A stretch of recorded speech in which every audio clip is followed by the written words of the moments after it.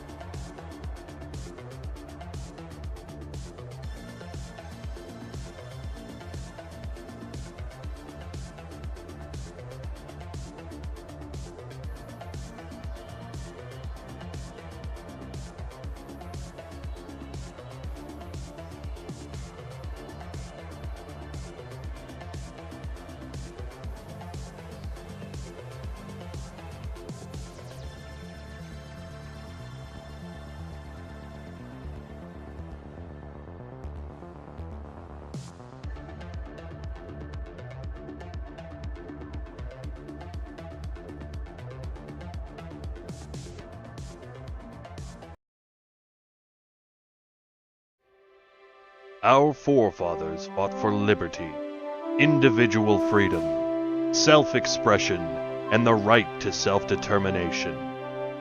They created a government of the people, by the people, and for the people, establishing a nation of free individuals who ignited a bright beacon of hope.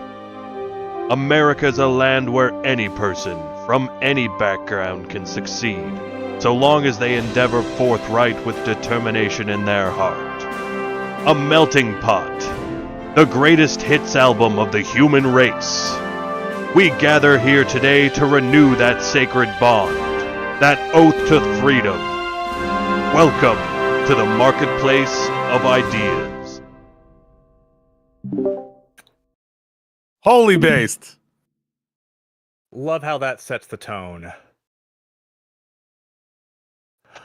Good evening, and welcome to the show that streamer Stephen Kenneth Bennell II, also known as Destiny, recently described as dead. The Marketplace of Ideas. I'm Kyle Smith, and I'm very much alive. With me, as always, a man who might wish to bring death to the marketplace of privately owned goods and services is James Vagabond. Yes. Welcome once again to the Marketplace of Ideas. Lovely to have you here once again with us.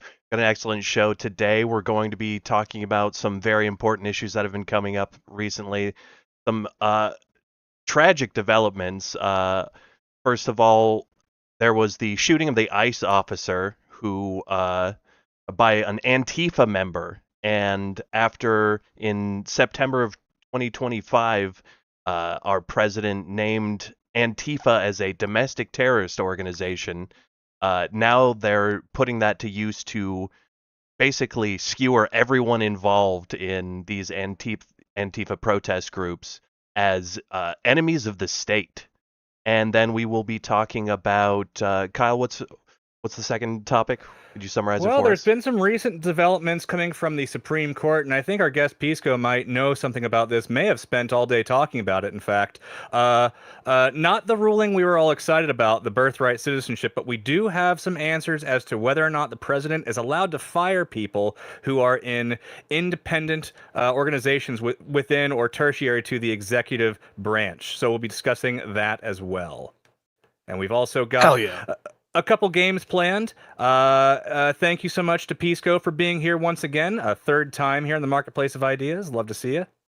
No, it's a pleasure to be on, and these are really important issues.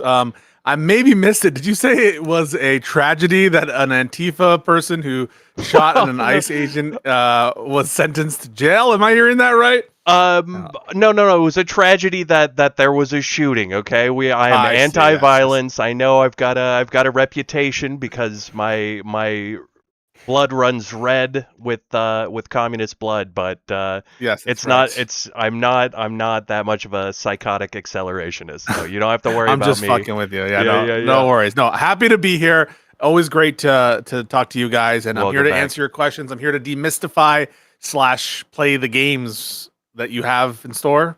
The mystique is too deep. I don't think there's any decoding of this. I don't know if there's any explaining what's been happening other than just political abuse of our democracy. But we'll get into that, and I think we're gonna do that with our usual starting game. What's it called, Kyle? It's called Straw Man. Steel Man. Yes, sir. I normally say the name of the game before I do the sound bit, but this time I thought I'd try it out. I don't know how I feel about it, to be honest. But anyway, yes, the game Straw Man, Steel Man, where we give our guests a crappy straw man argument that they are then tasked with defending and turning into a Steel Man argument to the best of their abilities before they have the opportunity to say what they actually believe. And with us today in the Hall of Heroes of Debate is our unofficial champion, Pisco. The greatest performer of the Straw Man, Steel Man. And so I have him on both columns today. Here on my right, he is bickering up for a kiss. And on my left, he's doing his best Rob Knorr impression. So thank you so much for today's stream, Pisco. I really let myself go, yes. I agree. For that particular millisecond. For that freeze frame, yeah. You gotta watch. You could be a devilishly handsome person, and the freeze frames will get you. I mean, Kyle's a good-looking guy, but some of his freeze frames are just champion level embarrassing. Indeed. And I imagine any screen grabs from this show will be a little embarrassing, if for no other reason than my camera quality being a bit outdated. But enough of that. Pisco, if I may present to you the scroll of the straw man and give you your first scroll. Want me to read it? Yes. Absolutely. An good. Antifa super soldier murdered a federal officer in an attempt to commit seditious conspiracy to disrupt federal immigration law. This proves that Antifa is a terrorist organization and that Democrats want to open our borders and destroy the rule of law. You want me to steel man this position, right? Yes, As sir. best as you can, sir. Okay, so first of all, even though nobody died at any of these events, it was an attempt, and in the law, we do punish attempted murders the same as murders, or we try to at least have something sort of close in the severity of whatever punishment you're doing when it comes to attempt. That's been what is at issue in like the model penal code, for example, and in the common law even, there's been a push towards punishing attempts similar to completed acts. And so regardless of the fact that no one actually died, someone shooting not at an ICE officer, but might as well have been an agent of the federal government, a police officer going to defend a federal establishment. Do we really think that the Antifa super soldiers at issue here didn't know or did know in their head that they were attacking a state officer versus an ICE agent? That distinction doesn't matter. The baseline here is the following. There have been numerous violent attempts by the left against ICE because they disagree with the results of an election. In 2024, the people decided to push for a hawkish deport policy. They wanted mass deportation, and Democrats, in trying to at least not have their fingerprints on the trigger, have put it in the hands of these rogue agents, these deniable agents that, despite the protestations to the contrary, even though that there isn't some formal structure there, they are affiliated in these cells and they're ideologically motivated. And it's just a way for the Democrats and for the left wing to have plausible deniability whenever these violent events occur. But we know that they're more coordinated. We know that they're trying to stop the execution of federal law. And so we should take their collective attempts to do so as insurrections, definitionally. And we should take what they're trying to do as a public display of force to put fear into law enforcement and to lower the propensity of enacting the mandated policy by the people on federal immigration. And it's working. Right now, the Trump administration is not as hawkish as we want them to be on federal immigration enforcement, precisely because these Antifa super soldiers are getting their way. And so it's cold comfort that, yes, some were punished, but these sentences were needed, and we need to see a lot more of it. That's my skill, man. We've got to crush the resistance. Right? You know, if I didn't know any better, Pisco, I'd say that you're not an insane radical leftist by what you just said. Yeah, sure. That was very convincing. Would you now take this opportunity to say what you actually believe? Yeah, so like there's so many factual errors here. So number one, no one was actually killed. I do agree that like we should punish attempts of murder. I think that's fine. But yeah, there's just not like great evidence that there was like an active seditious conspiracy to like do the violence there. I think that there's good evidence that one person is guilty of attempted murder. I think there's good evidence that others are guilty of related offenses, certainly perhaps some obstruction related offenses, although there's big question marks there. But the notion that this was an organized attempt to actually undermine the federal immigration policy through violence, I think that that's not true. I think that there's enough evidence to say that they brought guns for sure, that one of them had violent intent, but there doesn't seem to be much beyond that. And if there were, I think you would see messages to that effect. I think you would see evidence of further coordination to that effect. But really, this was, in my opinion, a noise protest gone wrong. And the sentences that they got were far too harsh. Yeah. Excellent. Except for the attempted murder. I think that guy. Yeah, obviously obviously. That's no good. Yeah. Yeah. Disavow. You know, Yeah. I was just going to ask if you had anything to add, and I interrupted you adding something. Yeah, you son of a. Let's see. Now I've actually forgotten it. Well, let's just move on to the general conversation here on this subject. So you know, to re-summarize, the Trump administration has begun using the DOJ to file charges against Antifa protesters as domestic terrorists for what in many cases amounts to nothing more than attending protests, engaging in basic political activism, and that includes one man who did nothing more than move a box of political pamphlets or zines, for which he was charged with corruptly concealing a document or record and conspiracy to conceal Conspiracy, yeah. documents. Yeah, and he's been convicted and sentenced to 30 years. I mean, it just feels so insane, just on its face, that just for attending these protests, just for organizing in basic political ways, that they are condemning these people as terrorists as part of a terrorist plot to overthrow and stand against the government. What do we do? What do? Yeah. So let's talk a little bit about the different types of charges. So a lot of these defendants were charged with rioting. Okay. And the specific federal statute there deals with using interstate instrumentalities of commerce or interstate or crossing state lines for the purposes of essentially riotous activity. So that's one category of crime. Another category of crime is the terrorism related crime. This is the material support crime. And that one is not specifically as applied, tailored to an identification of a domestic terrorist organization. Those kinds of charges do exist for foreign terrorist organizations. So there's a different kind of set of elements for the material support provision at issue here that doesn't necessarily rely on it being Antifa. As you guys are probably aware, there's a robust debate about whether Antifa is even an organization. And certainly even the government witnesses that they use, right, the people who were squealing on their own side, they denied membership in like Antifa or whatever. So that's number one, rioting. Number two, material support. There was explosion related charges to the fireworks. The fireworks, by all accounts, did not like damage anything specifically. And then there's the attempted murder charges, in addition to what you just referenced with the conspiracy related to concealment of documents and obstruction related offenses for the defendant Sanchez. So those are the different boxes of crimes. And I think it's plausible that some of these were actually committed and are justified sort of charges.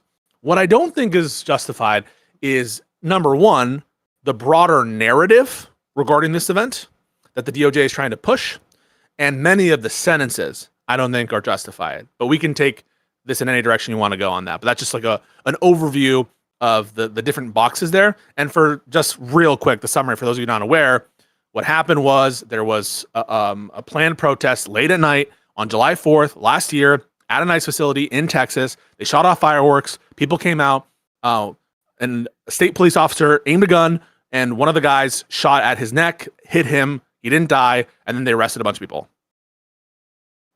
Yeah, and so let's start with talking about the executive order in September of last year. It's unprecedented for there to be the ability to designate a domestic terror organization. Can you talk a little bit about that? Yeah, so it just is, I would say, constitutionally problematic potentially to treat domestic quote unquote terrorist organizations in a like more nefarious way as a legal consequence. Yeah, it seems as like compared to foreign terrorist organizations. Yeah, it seems like a fundamental restriction on what is the most important fundamental liberal concept of freedom of speech and freedom Free of association and stuff. Yeah, freedom of conscience, even your beliefs, your identifying as a member of this movement can make you subject to, strict penalties, including, supporting terrorism at this point. Yeah, and that's the key part there is the material support provision, because in the context of foreign terrorist organizations, there was this case called Humanitarian Law Project v. Holder from, I think, 2012 or whatever. And what the special thing is there with the material support provisions is that includes like any benefit of tangible value, really. And this would include like legal services. This would include like even things presumably that are, food stuffs, where the logic is, we don't want to benefit these organizations at all. Everything is fungible. And so if you provide, for example, legal services to Hamas, to Hezbollah, really you're just shifting costs in a way that will allow them to continue doing their terrorist-related shit.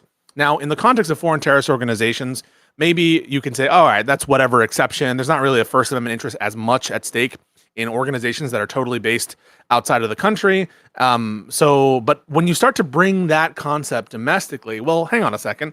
Even La Cosa Nostra has lawyers, right? Even the Ku Klux Klan, which was doing terrorism, has lawyers, right? And so I don't have a problem with politically labeling groups as terrorists in like the public discourse. I certainly would call certain groups terrorist groups. I would certainly call the Jan 6 insurrectionist terrorists in many respects. Yeah, the problem is when you start Patriot to put Prayer people that brought the van of weapons on, they were ready to bring them in towards the DC Capitol and everything. Yeah, it might have been them or the Oath Keepers, but yeah, these kinds of groups. Okay, yeah. I don't have a problem labeling those as like politically terrorists. I think the question is, and like the difficulty is, any kind of additional legal obligation. Maybe you can think of like RICO, like a criminal enterprise, but that requires usually the performance of certain acts, certain criminal acts, certain predicate acts, and other kind of elements that would generally protect individuals with respect to their free understanding association with the intent of the conspiracy, or Right. and knowingly forwarding those goals, rather than just simply doing the normal acts that you do as a lawyer, as one of these other providers that would get you wrapped up into the Right. terrorists. Beyond the specific legal consequence, the memo is criticized also for like pushing for federal agencies to have like a whole of government approach to dismantling like left-wing groups, gender ideology groups, stuff like that. And so it's really taking an expansive view of terrorism, an expansive view of domestic sabotage, this kind of stuff. And that's one of the reasons why it's controversial. And these are sets of prosecutions very much in line with the agenda of the memorandum. Yeah, and the consequences, it really I can understand why someone on the right might be tricked by this. There was a shooting. There have been now multiple shootings. There was the shooting into the detention center, and so I can see how they could scrape up a narrative for them to believe that there is this threat. But how do they not have this? They have this instinct all the time to cry freedom of speech over the smallest, getting banned off Twitter and this, that, and the other. And they act like those are these monumental threats to democracy and the foundations of the American system. But when it comes to calling anyone who identifies as an anti-fascist part of a terrorist threat to the foundations of America, like how do these people, how do they make that work in their brains? I don't understand anymore. And how do we get to these people? Is it just about repeating these messages, putting it in their faces over and over again, getting our message in front of their face more than the algorithm? Yeah, I mean, I have a response to that. Basically, the question is, how do you get conservatives or people who are leaning MAGA, who despise these groups, but who profess a commitment to free speech, to recognize the entailment of their view on free speech and have that kind of override whatever bias that exists against the given group? I would just as soon just deny the predicate there. I don't think that they have a commitment to free speech. I think they have a commitment to them speaking, right? They have a commitment to their speech. And so they don't really cry foul when you see obvious denials of free speech or discriminatory viewpoint regulations that happen to law firms, businesses, university. They think all that stuff is based. In fact, they were mad that there wasn't a bigger crackdown on speech following the assassination of Charlie Kirk. Remember, this memorandum, this NSPM 7, was after Charlie Kirk's assassination, and one of the rallying cries was like, you're just like not doing enough, Kash Patel, FBI, Pam Bondi, to crack down on these people. Remember, Pam Bondi started talking about hate speech laws after what was happening. But that was seen as not enough. And so we have to understand that there aren't really in the MAGA movement people who are committed principally to free speech. They're not. I mean, Trump was talking about, he had another executive order on flag burning. Okay, he had numerous statements and tweets and messages directed specifically at broadcasters and Jimmy Kimmel, for example. And so once you get out of the notion that these people actually do care about free speech, then we can start to talk about what they do care about and whether or not anything we say will change their mind on this stuff. Yeah, they're sort of wearing it as a cloak. It's it's a garment they get to put on to feel like they've got values and reasons and deep commitments to the patriotic foundations of freedom and justice. But every time, over and over again, they're willing to bow down and just acquiesce to whatever Trump wants, or just utterly betray the fact that these aren't real values that they have. Let's see what else we have. Yeah, if you remember during the Twitter files whole debacle, alleged debacle, Yeah. one of their big concerns was regarding, and this is during the Biden administration too, the anti-disinformation board that Biden had like proposed or something. Yeah. This was largely to give government feedback, and again, not taking any specific punitive measure or anything like that, but more just advice and getting reports and stuff related to foreign espionage, foreign campaigns, marketing campaigns, foreign propaganda, that kind of stuff. And it was like, holy shit, this is 1984. This is crazy authoritarian stuff. Not at all. But when you literally have entire branches of the executive branch that are committed to viewpoint discrimination in the State Department, in immigration, in the Department of Justice, the James Comey indictment, et cetera, we have to just like stop pretending that there's something more substantive here other than Donald Trump cocksucking. And that's ultimately what this is. And that's why I think it's kind of like almost pointless to go after the MAGA influencers or these people. Their opinions are all bought anyway, or they're ideologically committed to it. They're not going to give ground. Yeah, more and more I'm looking at the media landscape as the major culprit in this battle, as the major obstacle that needs to be overcome. And, so long as it is in the hands of, smaller and smaller groups of private individuals, I'm not sure what we can do to win this battle. Have you considered that? Like, how do we win this uphill battle against a bought and owned media landscape that algorithmically decides what you see and what direction the marketplace of ideas goes?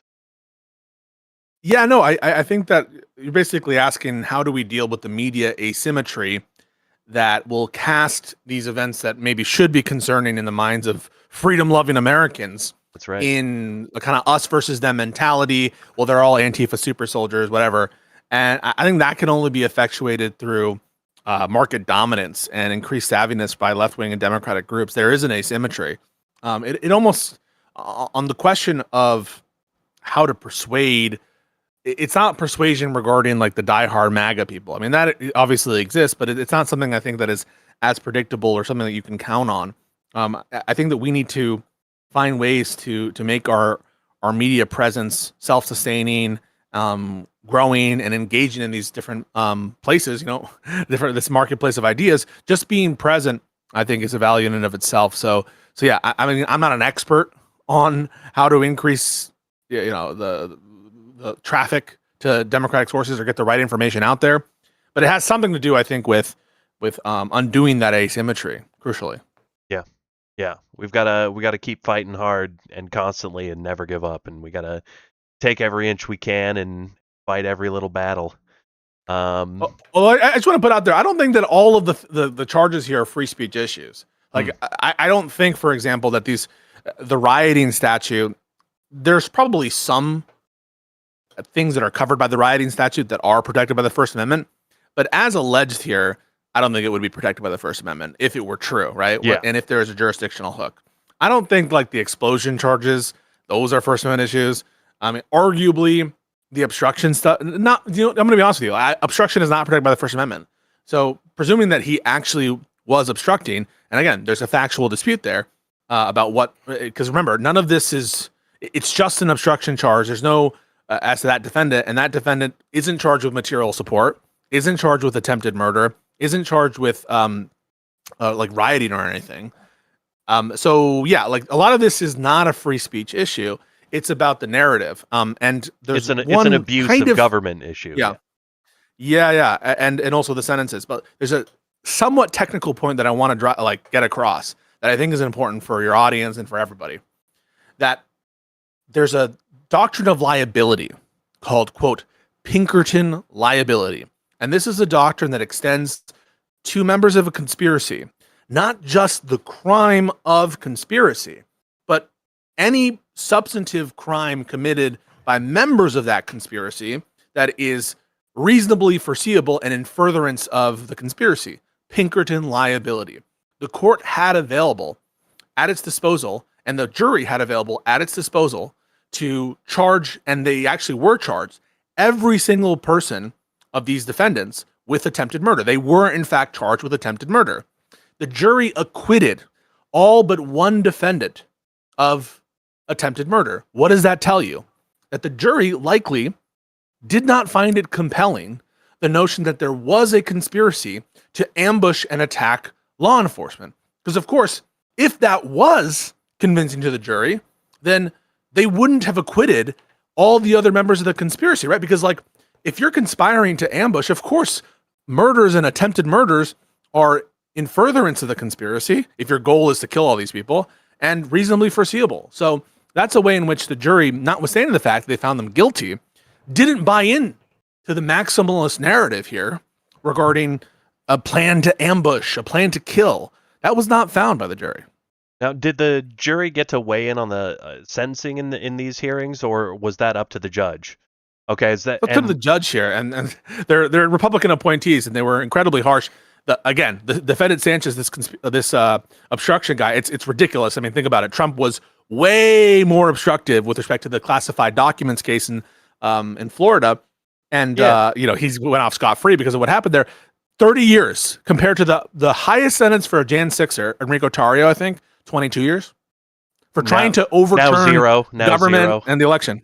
Yeah, now 0 because of the pardon. Yeah, it's unbelievable. So are these judges? What was the minimum sentence they could have given for this? And do we find that these 30-year sentences, does that feel like they're bowing to Trump's attempts to make these political, or could they have given a lower sentence that maybe fit something a little bit more of what the crimes were, right? The 30 years for moving the magazine seems insane, unless he was part of, like you were saying, a conspiracy to commit attempted murder.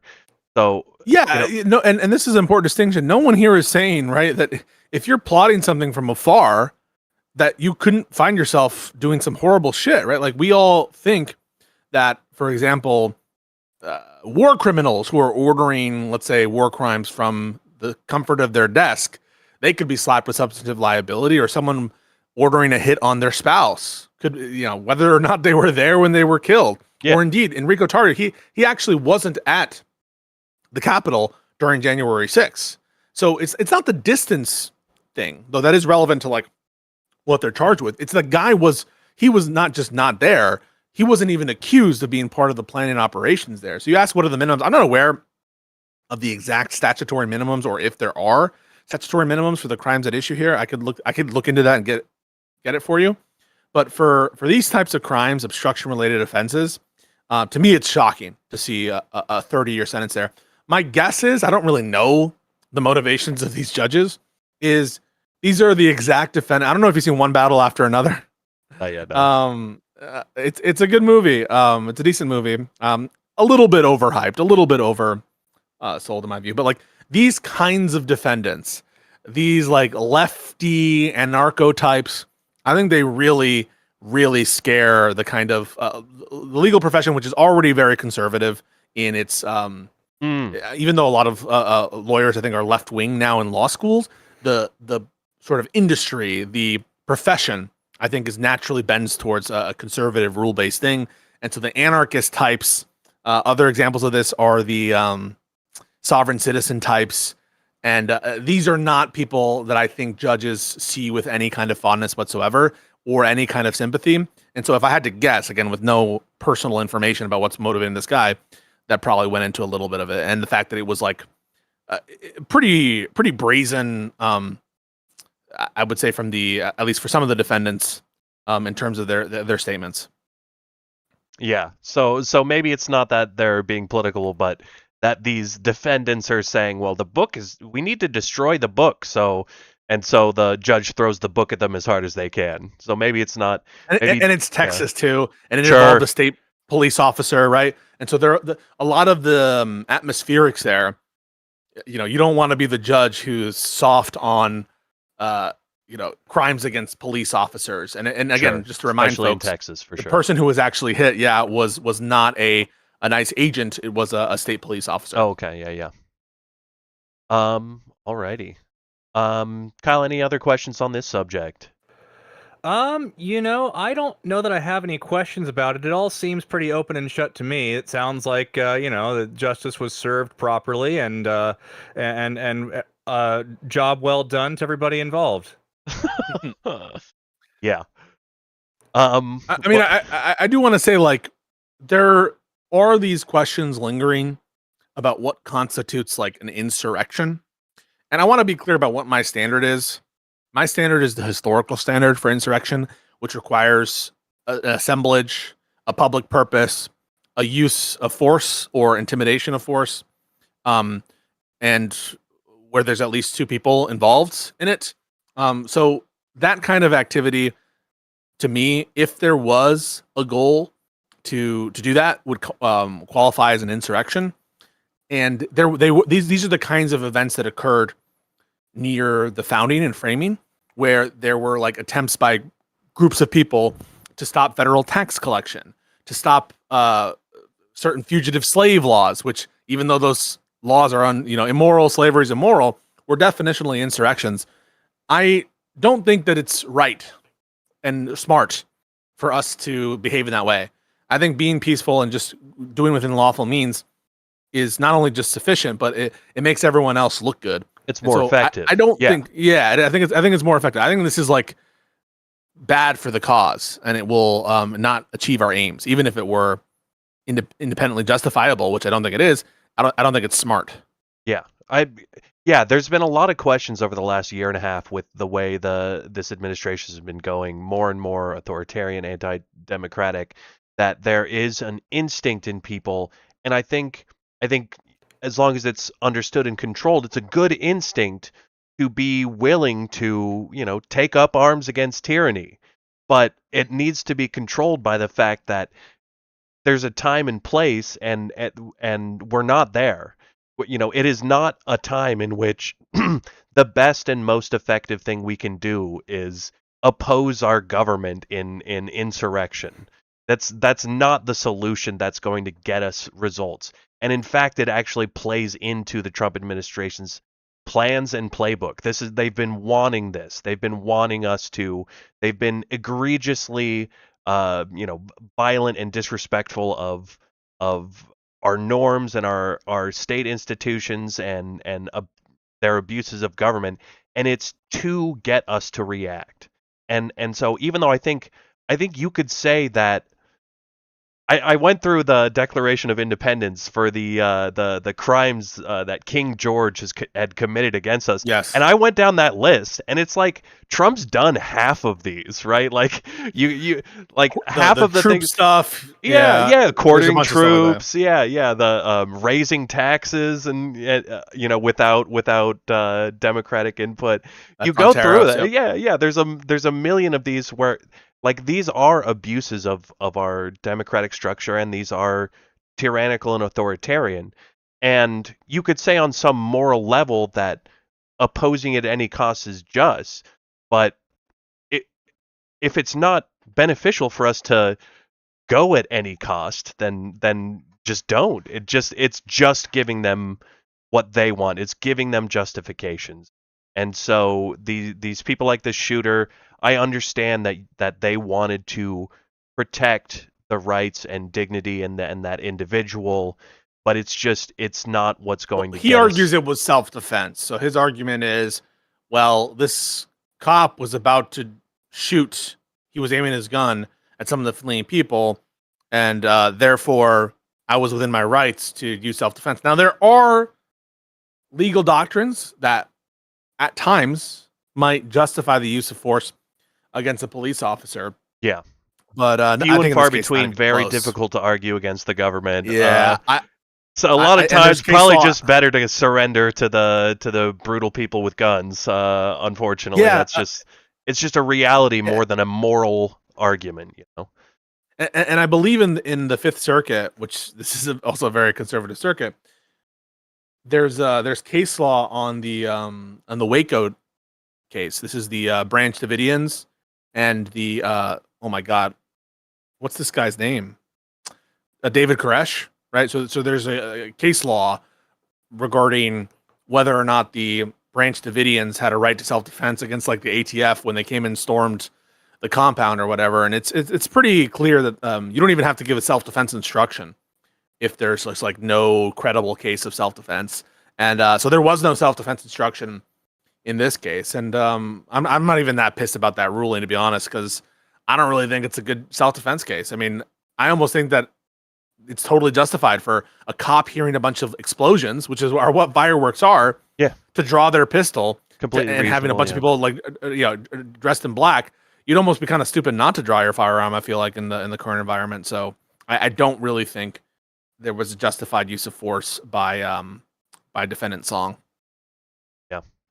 Very, very tragic and complicated issue that unprecedented times we're going through. And I understand that just once again, to all the people that have an instinct to resist at any cost, make sure you know what that cost is and what it's getting you, because a lot of times all it's going to get you is more Trump boots to stomp on you. It's not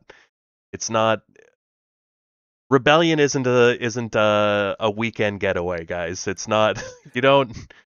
I will add that these are federal charges and convictions, and so I think some of them would be reasonable candidates for commutations and pardons by an ex-Democratic some of these administration. people, I will look forward to that, and I think justly, especially the guy that just moved a box of magazine. Probably needs to get out immediately. Yeah, we need to start a fund. No, to be honest, we need to start a fund for the victims of the Trump DOJ. Okay, that's what we need. Oh, I unironically believe that, yeah. especially for the immigration victims. I think that we should be giving millions of dollars to people like Kilmar, Abrego Garcia. Oh God, yeah.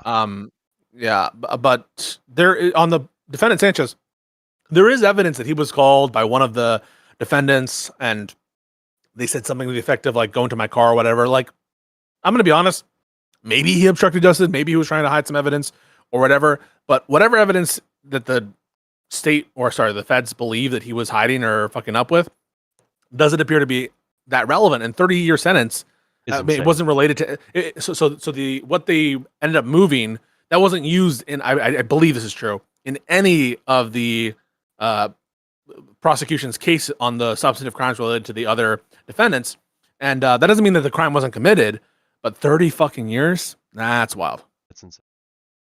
Yeah, I mean, I've got someone handed me this little piece of thing, and I'm not even going to show you what it says on anymore, because over the last 2 weeks, it went from just a funny little thing someone handed me to I could get 30 years for moving that. I have to leave it there now, James. I have to leave it there now, because if I move it, then I'm anti-fascist. Sure, yeah.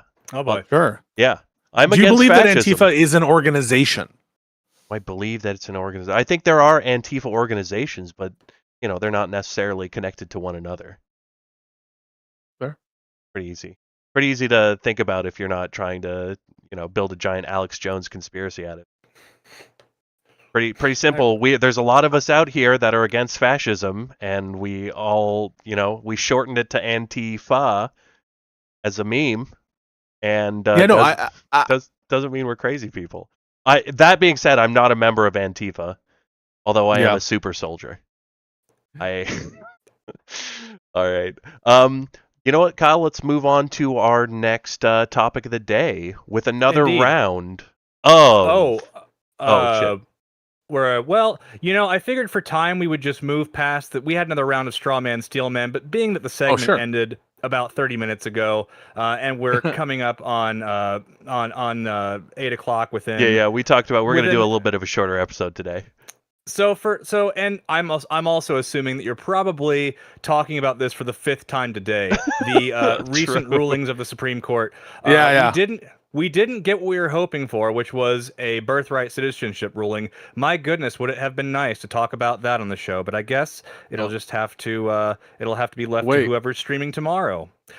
Instead, we have the overturning of Humphrey's executive versus the United States. And for anybody who wasn't paying attention to this, Donald Trump, shortly after he took office last year, fired the 2 Democratic commissioners of the FTC. Traditionally, there are 2 Democrats, 2 Republicans, and then 1 president-appointed commissioner. Am I correct on that?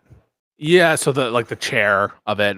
So usually there's at least a lingering balance from the other side. That's the idea of it, to try to, and the goal is, if you have some independent commission that has a significant amount of power over like the economy, and here we're talking about like antitrust stuff, like consumership, or for example, the FEC is another example, this Federal Election Commission.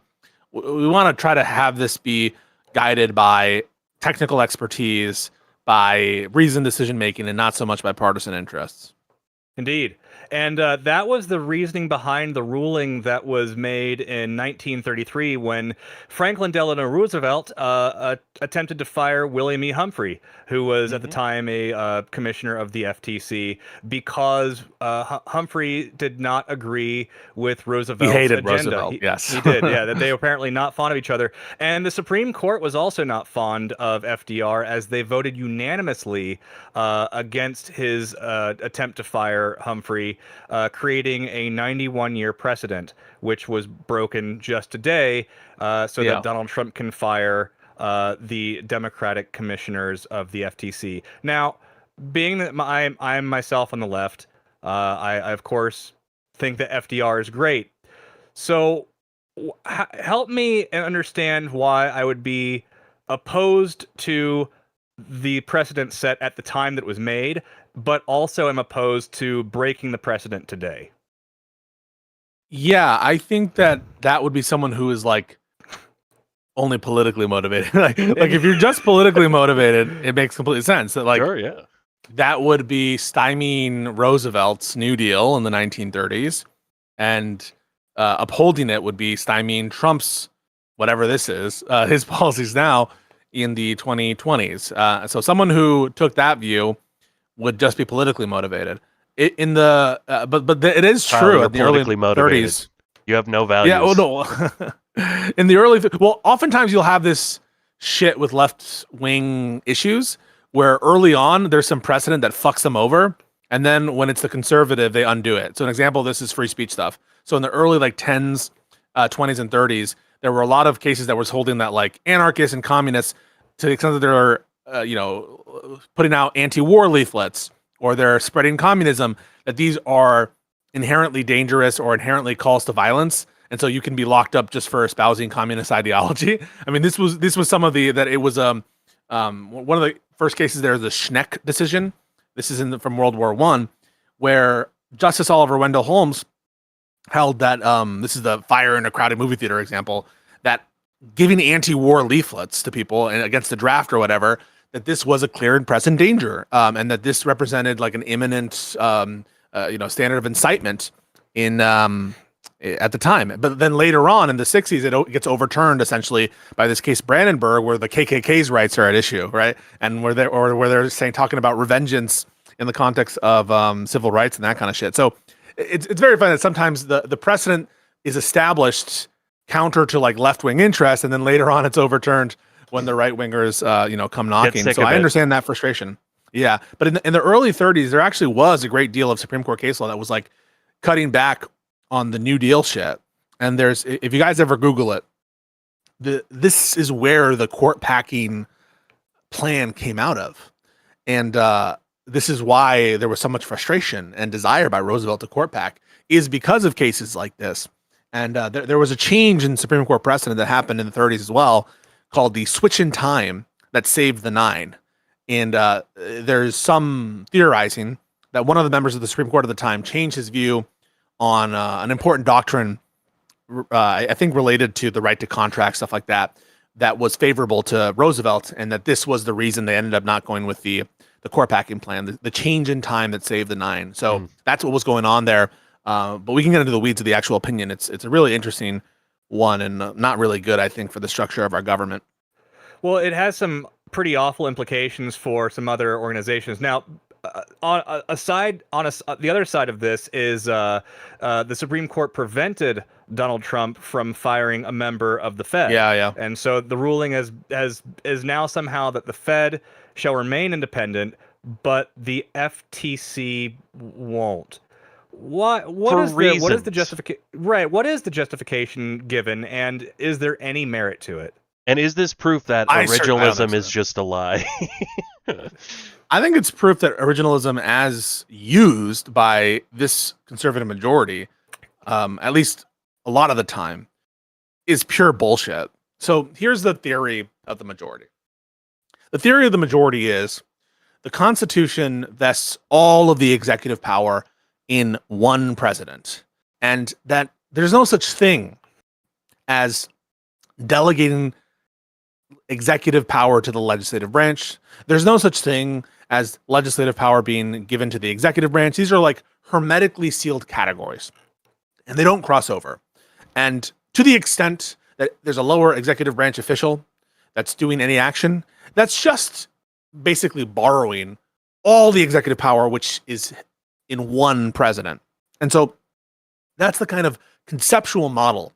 And from that, there are certain actions that a president takes, according to the majority of the court, which are like inherently executive.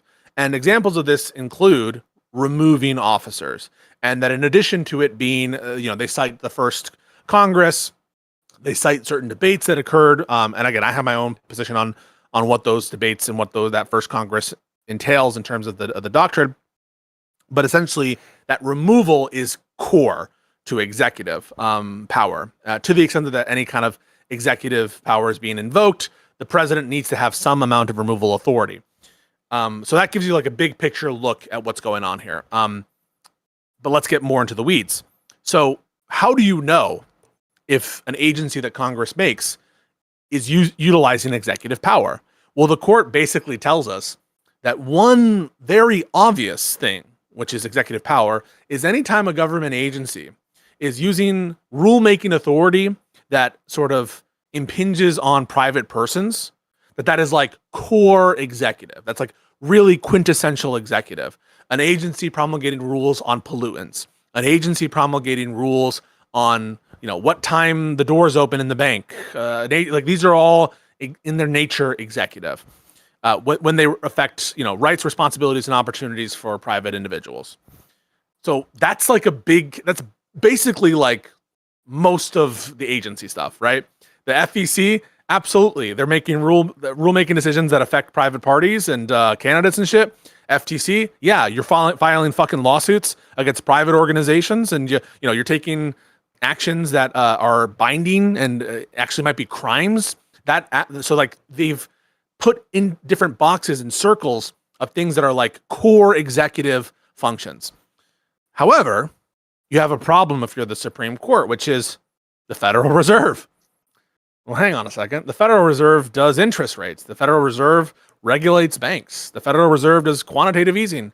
The Federal Reserve, sets the federal funds rate. They'll do open market transactions, in the public square, right? Or in the public market.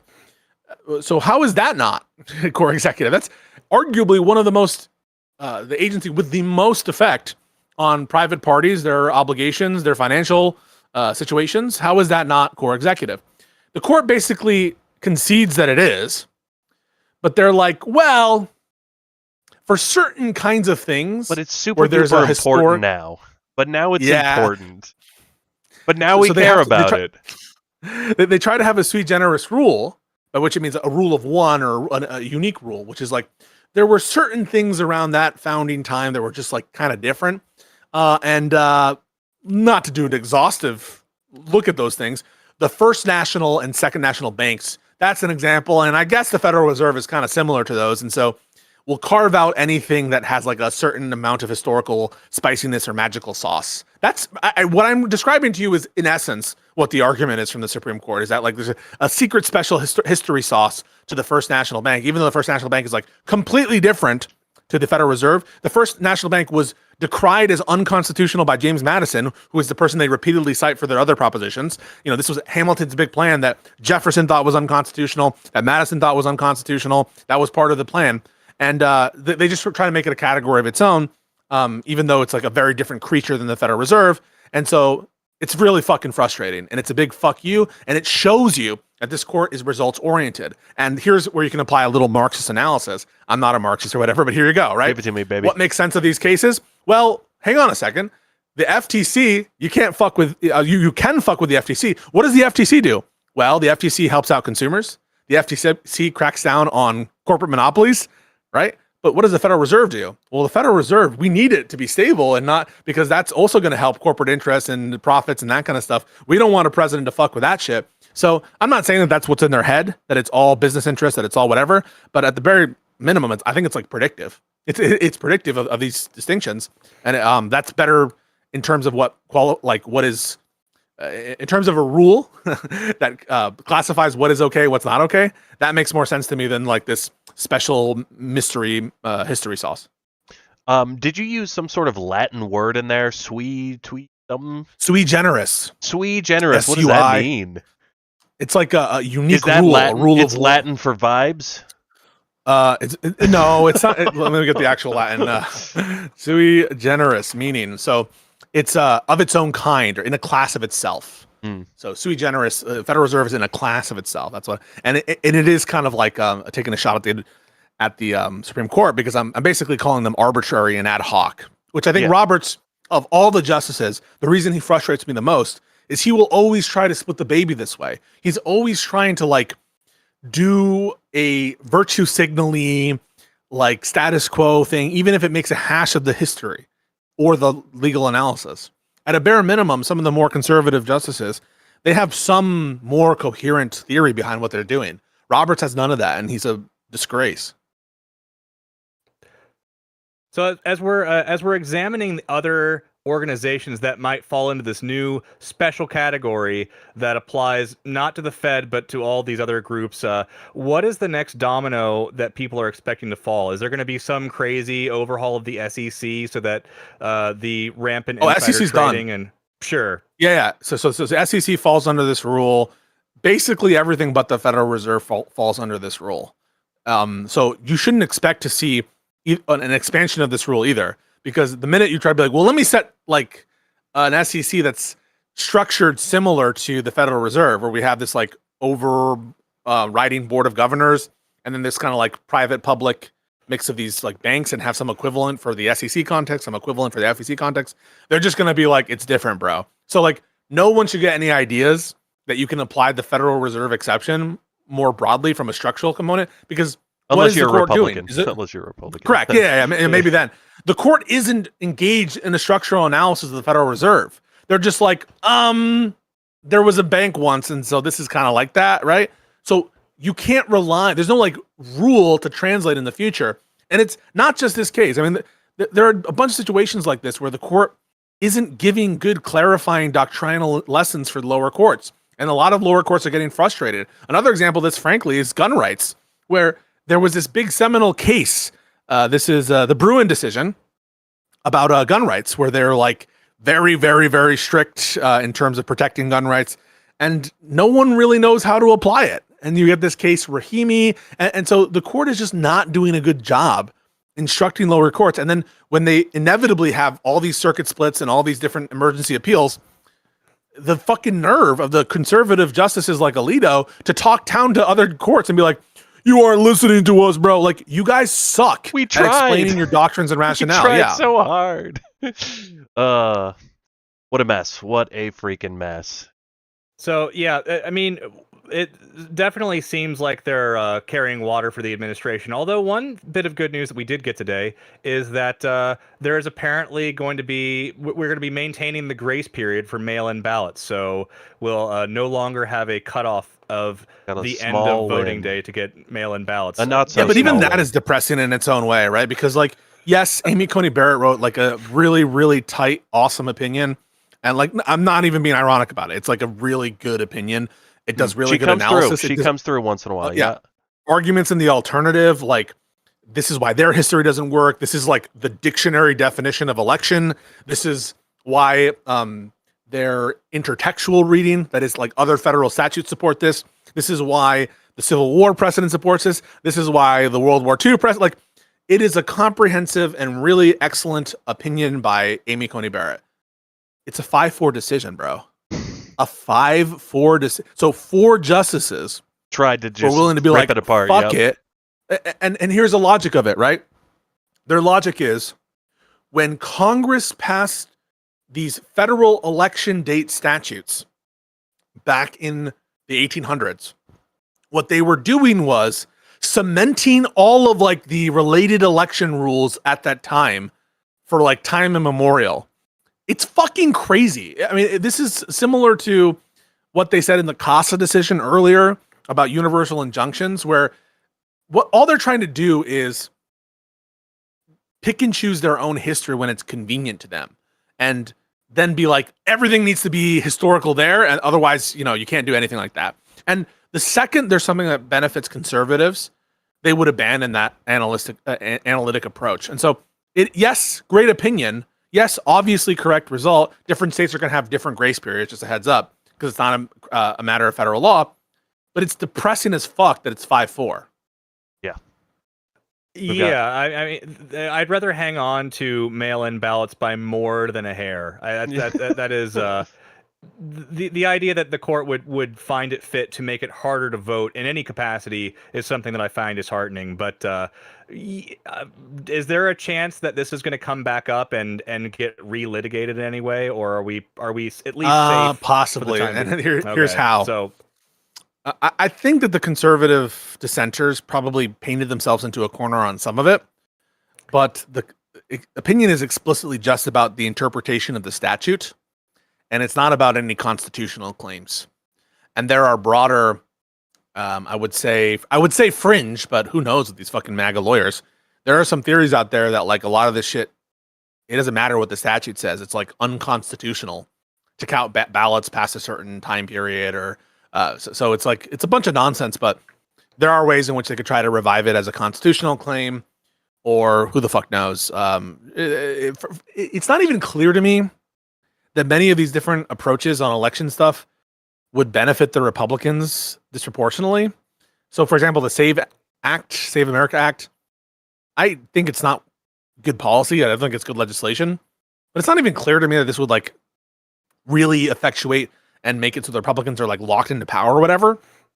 But that's clearly the fucking intent. Yeah. And Yeah. regardless of whether or not it would do that, that clearly is the fucking intent. And they're just trying to play games, and they've done it for years. So yeah. Yeah, I've heard that speculation that the SAVE Act would ultimately lead to a higher proportion of left-leaning people who actually, you know, would go through the effort to vote might come out on top in the effect that were to pass. Okay, but here's the sneaky reason why they still want to pass it. Mm. Do you know? Do you want to guess? It's It's too hard. I know it's too difficult. No, Okay. it's not. Well, there's always a race component when Republicans are involved, but they want a federal hook for Trump to declare an election emergency and to have ICE people go places. Okay, so Yep. Trump is desperate to have some federal hook to justify a pretext for deployments of ICE and then disproportionate and unequal deployment of stuff or seizing of ballots and shit. And so it's not really about the rule itself. It's about the meta of it. People sometimes need to take a step back when we're talking about these like legal back and forth. And yes, the formalism is important. When I'm describing the formalism here, it's important. It's relevant to the arguments. It's interesting, but you got to look at the game beyond the game. And the game beyond the game here is Trump is looking for some way to have a pretext to put his hands in shit. And whether it's the ballot rule about when they arrive, just to have some basis to question results, right? Oh, those ballot, like whether it's true or not. It's not really, the claims of election fraud in 2020 were fucking fabulously absurd. Doesn't matter. You just need some basis to claim fuckery and to put his fucking hands in. Yeah, and so we need to see that for what it is. He had even less in the 2020 election, and he still pushed it to 70% of Republicans or whatever still don't believe that the 2020 elections were fair, and there was no evidence of any malfeasance in any of that. So that's why, in a way, you can see these VRA cases, right, where they're in some ways, yeah, for sure, you can see that it's like fucked up that the Supreme Court is putting its thumb on its scale and like waiving its doctrines on many of these stay factors, etc., in the benefit of Republicans, when they would never do it for Democrats. You can see that as horrible and biased, and it is. But there is a way in which, like, Trump was arguably going to claim that a lot of this shit was unconstitutional districting, and he might have been right under the court's precedent, and that would have been a disaster. What do you do if the court does not stay changes to districting where the court agrees with Trump that the districts are unconstitutional? In the end, so, like, yeah. So that would be a type mess. of constitutional crisis where we would have a law that retroactively says that those elections were unconstitutional districts, but we couldn't change them in time. What do we do, right? Like, and that's happened before. That's happened, and Democrats have suffered because of that shit. Where Republican litigators have delayed, and now we have these doctrines of like, where you can't change the map so close to an election, and where there have been unconstitutional maps that have harmed Black people and harmed Democrats, and they had nothing to do about it. But in the hands of a MAGA federal government, in a responsible government where both sides cared about the health of our belief in the institutions of democracy, then you'd go, hey guys, this hurts, we're moving on. Like what we did, like what the Democrats did after the 2000 election, which the more you look into that Gore thing, it is not, it'll get you angry. That'll get you fucking angry. And then, in a state where both sides are willing to play ball and care about the game and care about people continuing to play the game of democracy, then it could hurt a lot and it could suck, but both sides could move on. But with the Trump administration willing to lie in an election where there was no malfeasance and almost insurrect violently against the democratic transfer of power over nothing, then if they got any sort of hold like you're talking about, they're going to exploit it to the maximum. So I see that little miniature win there. Another thing about the going back to the Trump slaughter thing, I forgot to bring this up. We talked about it a little bit, but I find it interesting the way that decision contrasts with the 2022 West Virginia versus EPA that brought the major questions doctrine in. It's really interesting to me that in the one case, in this more Trump v. Slaughter case, they're saying, well, it's the executive power, he has full control over the executive, whereas even though that we've legally delegated powers to the EPA, they want to rake that back in a way that it really plays into, like we've been talking about, when the Republicans need something from the courts, it's an open buffet, but if a Democrat tries to use any of these powers, then they'll do whatever they can to even hurt the presidency and these the executive freedom that they want to support, on the other hand, when a Republican's in office. Yeah, well, just look at Neil Gorsuch. I mean, you raised major questions doctrine and the concurrence that Neil Gorsuch offers. He's explicitly invoking the major questions doctrine, as well as non-delegation and other judicial doctrines to strike down whole swaths of regulatory frameworks and agencies, specifically kind of using the dissent's quotes regarding how Congress never intended for partisan influence in independent agencies to be like, hey, these dissent justices might have a point there, and we, the court, we might be forced to have to strike down all this shit as unconstitutional, and wouldn't that be horrible? But I guess we have to do it. And so, yeah, it's a big fear when you have at least an initial grant of insane authority to Trump in this decision. And there's a little proviso, which is when a Democrat takes office, maybe we'll have to take a second look at this major questions doctrine to see if this whole EPA business is even constitutional in the first fucking place. That's Neil Gorsuch. So yeah, it's a real fear. Well, damn. That's what I get for trying to find silver linings. Even the good news today was actually bad news in disguise. In disguise. Well, I mean, with tomorrow's impending decision, I'm going to call a little bit of an audible here, James. I say, Pisco, 1,000 grift coin if you can predict correctly what the ruling is tomorrow. No penalty if you get it wrong, but if you get it right, 1,000 grift coin goes into your stock within the marketplace of ideas. What do you think the decision on birthright citizenship will be? I think it'll be Chief Justice Roberts writing for the majority. I think it will be a It's off to a bad start. 6-3 decision. I think it'll be 6 votes for the majority. I think it'll be Neil Gorsuch, Sotomayor, Kagan, Jackson, Roberts, Barrett. That's the 6. Maybe Kavanaugh has like a weird concurrence, and Thomas and Alito in dissent. Oh, so optimism then. You think that it's Listen, I put that at like a 70%, something like that chance. Yeah, It's not at all a foregone conclusion in my view. we've all learned I do think that's never. most likely. We've all learned never to be surprised by the Supreme Court over the last 5 years. Really. Yeah.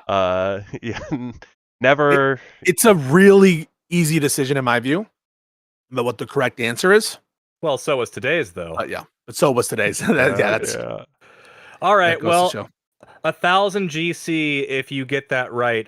That's a very specific call that you made. I won't hold you to the specifics. I'll just say if you get the overall prediction right, the decision correct, then you'll barely get something if you're correct, but you will lose nothing if you're wrong. So all things considered, I think Great bet to make. A great bet to make. indeed. Well, there was some allusion to the fuckery that the Republicans are going to try to do to the upcoming elections, and I think that now might be a good time to talk about some of those upcoming elections. And to do this, we like to use a game that we call, I'm going to say it twice this time, Podcaster, Prisoner, President. Podcaster, prisoner, Why did podcaster, prisoner, resident. You're gonna play it twice too. Nice. Discord fucking me over here? Not sure why the hell that happened. All right, enough of that. Let's get into this game. So, if you haven't seen it Alrighty. before, this is a game where we have 3 individuals that we are going to categorize by whether or not we would allow them to be a podcaster and espouse their ideas to the world but have no real power, whether or not they're stuck in prison and they can espouse their ideas to nobody, or whether we will give them the authority of the presidency of the United States and all of the restrictions and powers that come with it. So, with our first set of 3, we have Gavin Newsom, Alexandria Ocasio-Cortez, and in third, John Ossoff. These 3 are, as of today, Oh boy. who the odds makers consider to be the top 3 likely Democratic nominees for the 2028 presidential election. Pisco, how do we sort these 3? Yeah, I mean, I would be reasonably content if any of these people were president. Same. But I would put AOC as president. I'd put John Ossoff as podcaster. I'd put Gavin Newsom in prison. But that just is like my selection of my preference there. But Right. Ultimately, that's we're not if I could actually. choose it, right? We're not sentencing Gavin to prison here. I'm assuming this is not. This is by Yeah. necessity of the dilemma that we're posing. He is This not yet under our jurisdiction, but we're working on it. Yeah, but basically, a lot of the benefits I would put to John Ossoff are in electability and Riz, and so since I'm just directly placing people, I think Yeah, you don't have to worry about the her there electability. is exactly. And similar with Gavin Newsom, I there's some ways in which I think he may be more electable than AOC just because of how sexist I feel America probably is. But yeah, And that's my racist. answer. Don't forget racist. Yeah, and racist. Yes, true. Can't forget it. Now, James, how does this arrangement agree with you? Do you have anything that you would move around from here? Yeah, once you remove the electability part, it You know becomes a what? lot easier. Okay. I might switch Gavin and John Ossoff Okay. because Gavin already has a podcast. It would be a more And he's- seamless transition. That's what yes, I was. That's true. the major change I was looking for here. Was I feel like we You know get what? more out of the Newsom I'm sorry, podcast. John. Yeah. I'm sorry. Although He can phone bank from prison. he can't be senator Well, he can't by in prison, this- can he? No, not in this game. He can't. This would shut him down. If he's a podcaster, can he be a senator? I guess there's no rule against that, is there? Mm. You know I mean, what? just- Then switch it back. Switch it fucking back. I want Ossoff in the Full Senate no matter what. pragmatism. Yep. We Put got. Gavin back in fucking jail. Put him back. Oh, It also The just feels logistics nicer. makes- If I feel like if anybody, he feels like he's got the most used car salesman energy. Like I believe more that he'd be willing to sell his morals down the river than these other people. That there's just something a little bit more genuine about them. Not that I have any real criticisms of Gavin Newsom, but yeah. Yeah, but the That's a good one. Gavin Newsom podcast would be better. Yeah, no notes. This is the way it's got to be based on the fact that Ossoff. I think For we would democracy. get we'd get more out of a Gavin Newsom podcast, but since we've got Ossoff in the game right now, we can't take him off the field. We got to keep that in. Gotta be in the game. Yep. Good call. indeed a fresher Democrat coming off the bench for the Dems. I'm curious. So this was a rather recent change with the odds makers. They had originally had Kamala just ahead of AOC, and so that would have been Gavin, Kamala, and then AOC. Would Kamala being swapped out for Ossoff change your opinion? Ooh. No, a Kamala podcast would slap. But I guess as between Gavin and or for president. I think I would prefer to watch that wouldn't change the president call. I would prefer AOC to Kamala Harris as president. I think a Kamala Harris podcast would be fucking awesome. I think I would prefer that to a new. I'm sorry. I think that I would just switch out Ossoff for Kamala and everything would be the same. Yeah, she's beautiful. She's got like approachable, fun Martha Stewart vibes, right? Like, and if I had to wait, Martha, I'm not sure if she's a criminal. I don't know. I don't sign on to that. If Kamala was switched for Gavin, I would put her in prison because of the same Senate concern for our buddy Ossoff. But we do need to keep as many senators as we can possibly get. And I did say that the podcaster would have no real power. I think it's debatable as to how much power senators really get. With that said, this is how we would be arranging things if the three of us had our druthers for the presidential election. But moving on to the next round and talking more about the Senate.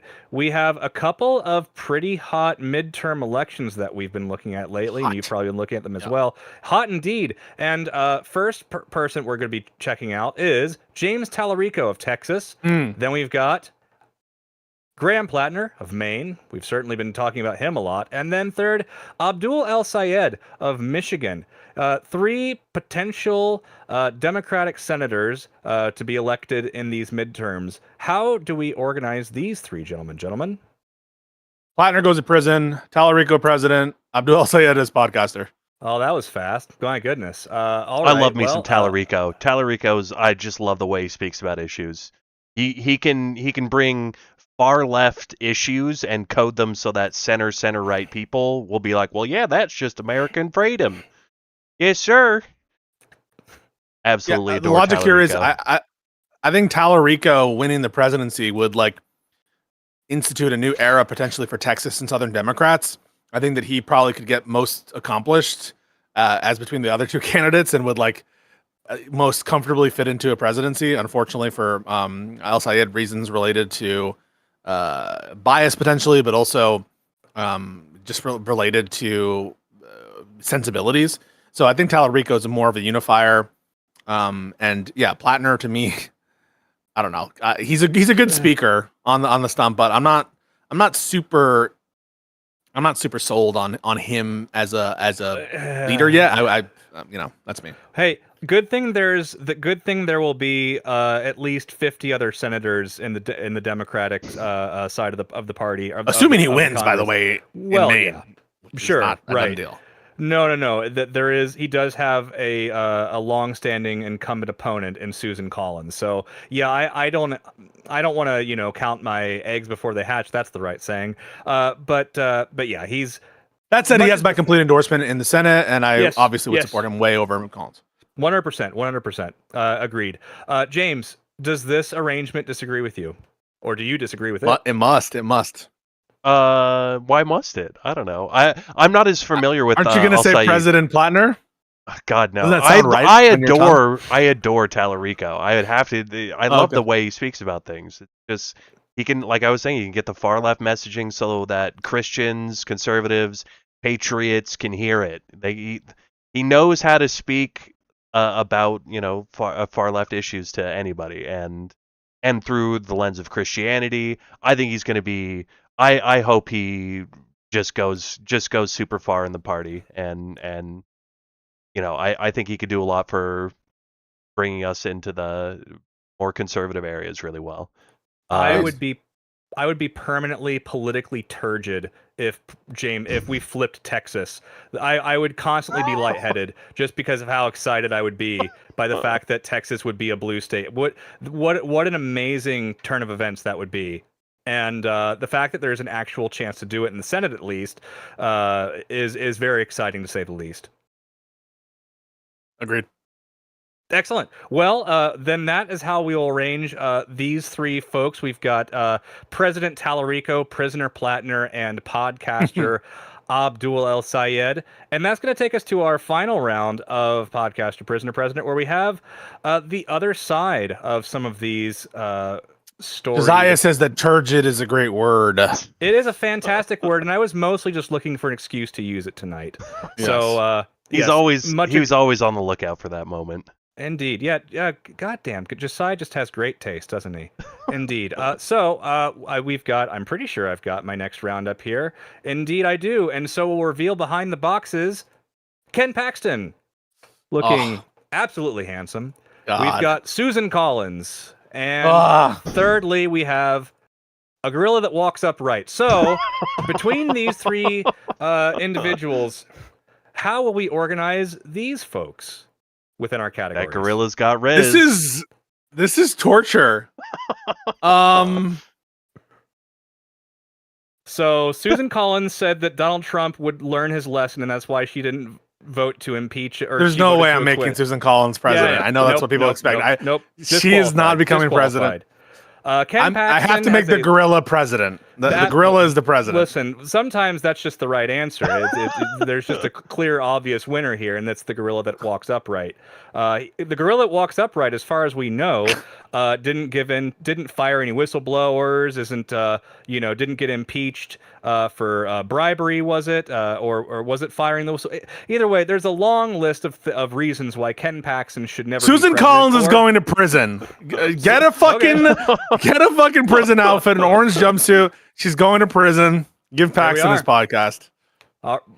Okay, why does Paxton get the podcast? Is it literally just because he's a detriment to conservatives everywhere, and he sucks, and he's not charismatic, and it'll be funny. It would be funny to watch him just like struggle to say words in the way that Susan Collins, she also struggles to say words, let's be honest. But I just think that he would be more of a detriment. James, I say that's why we make him president, and that'll get us down an accelerationist route, and we'll overthrow Who are you, fucking this. Hassan, bro? No, fuck that shit. I'm going with the gorilla. Yeah, Wow. I'm so interested in the gorilla podcast now too, though. I know that was what was tough. You know what? I mean, as President Gorilla, Upright Gorilla, he can order Ken Paxton to allow him on the podcast whenever he wants, and then all of our dreams can come true through this. I think that's a solid compromise, and I think that's a good place to leave this round, where we have the gorilla that walks upright, leading the free world. Susan Collins for her many crimes against our government. Indeed, not least of which is voting to acquit Donald Trump because he learned his lesson, which he clearly did not, and therefore she is disqualified from any office, What even an if she's absurd running against statement. somebody like Graham Plattner. In this case, she will be going to prison. And Ken Paxton, despite all of his offenses towards our Oh government, yeah, gets to Susan have- and Graham Plattner can be cellmates in this prison. case, yeah, they'll actually be on equal footing. So at least in that regard, yeah, perhaps in looking at it from that framing, the race is a little more balanced. Although I still 100% support Graham Plattner over Susan Collins, of course. Well then, what a fantastic game of Podcaster Prisoner President, and what a fantastic, nice and tight little episode. Thank you so much, Pisco, for coming. Oh, that's the wrong one. My goodness, I'll learn how to use this eventually. Here we are.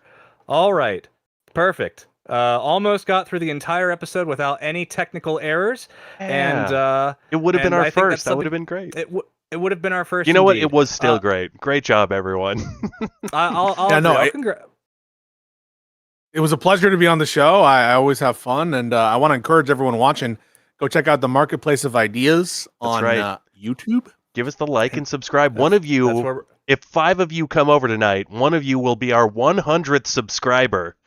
And Yo, guys, let's do that. you know what? Absolutely. That's big for us. We started this out just a couple months ago, just a bunch of dorks wishing that the world was a better place and that we could have fun and interesting conversations. And here we are today with esteemed, brilliant minds like Pisco, and freaking Josiah watching in the wings. That Yes. I feel like a big important boy, and it's all thanks to wonderful guests you like are. Pisco.